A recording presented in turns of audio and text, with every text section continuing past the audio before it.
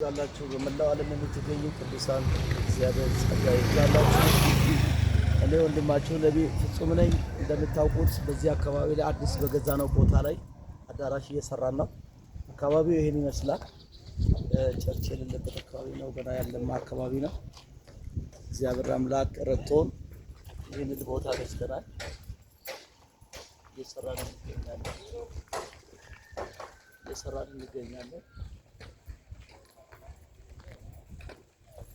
ቦታ ላይ ስራ አለ። ታረቶናል። አሁን አዳራሽ እየሰራን እንገኛለን። ስራው ነው እየሰራን ያለ ነው። ዛሬ ቆርቆሮ ይወጣል። ዛሬ አዳራሽ ማገር ስራ እያለቀ ነው። የታዛብር ጉልበት ሆኖልናል፣ ተቀምሮልናል እና ይሄ ገና መሬቱ ገና ሁሉ ነገር ገና ነው። አሁን እንጨት ብቻ ነው የተሰራ ያለው። ስለዚህ የሚያስፈልገው ነገር ሁሉ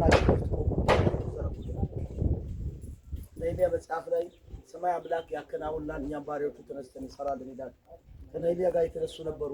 ነህምያ ለስራ ሲነሳ ልጆቻቸውን ለበጎ ስራ አበረቱ ይላል።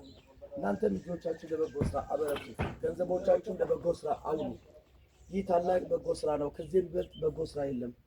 ደግሞ በእግዚአብሔር መንግስት ላይ ገንዘብን ማፍሰስ መባረክ ነው፣ ብልህነት ነው። ብልህ በማይበላበት ሌባ በማይሰርቅበት በዘላለም መዝገብ ላይ ገንዘብን ሀብትን ማከማቸት በረከት ነው።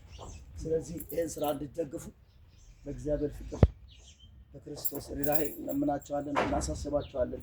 በጎናችን ቁሙ፣ ከኛ ጋር አገልግሉ። እኛ በጸጋም በጉልበትም እየሰራን እንገኛለን። ይህን ይመስላል። አሁን የደረስንበት ይሄ ነው። ቦታው ጠቅላላ ይሄን ይመስላል።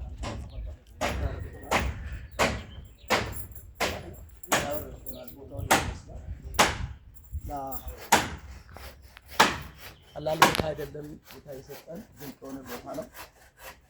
ስለዚህ ጋር ሆናችሁ ጎናችሁ እላለሁ። የእግዚአብሔር ሰላም ይብዛላችሁ። እየመጣችሁ እንግዲህ በአዋሳ ዙሪያ ያላችሁ ቦታውን እየመጣችሁ ጎብኙ፣ የደረስንበትንም እዩ።